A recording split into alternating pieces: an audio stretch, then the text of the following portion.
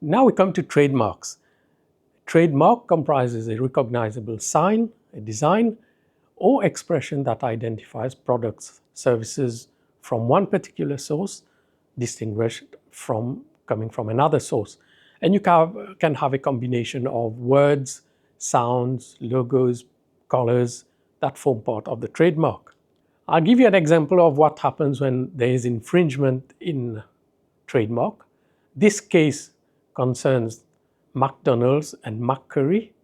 McCurry was a restaurant providing food services in Malaysia, and McDonald's sued the owner of McCurry, saying that they are using the same logo, the same wording, Mac. But then when that was discussed in court, the court disagreed and said reasonable persons would not associate McCurry with McDonald mark. This is another example of infringement in trademark. You have the case of Jack Daniel's famous drink, and you have a creator who came up with a toy for dogs using the same shape, the same logo, the same appearance, almost the same color. And then this was taken to court, and Jack Daniel's won because it was considered that the toy would actually give a false sense of association with Jack Daniel's. So now we come to patents. Patents consider inventions that are new, they have an inventive step, and they have commercial value. The example you have here is that of a shoe with a cooling device.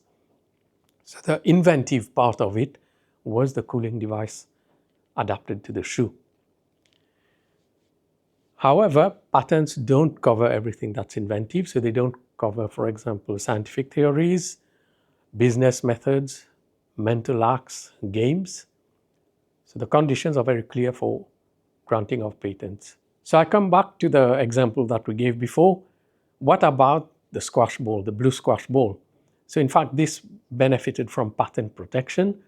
And the reason was that the blue color gave an advantage for players in the sense that they could track the ball more easily while it's used in the squash court, as opposed to balls that are of green color or any other color. Another category of what's considered is utility models. They do protect technical inventions, but the criteria are not as severe as the one used for patents.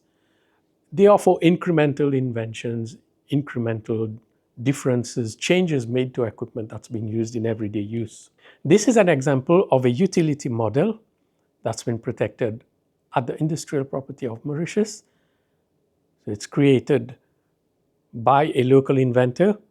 You have a pencil with a tip at the end that contains seeds that can be used. So when the pencil is exhausted, you use the seeds you planted, and there you go. This is a utility model example.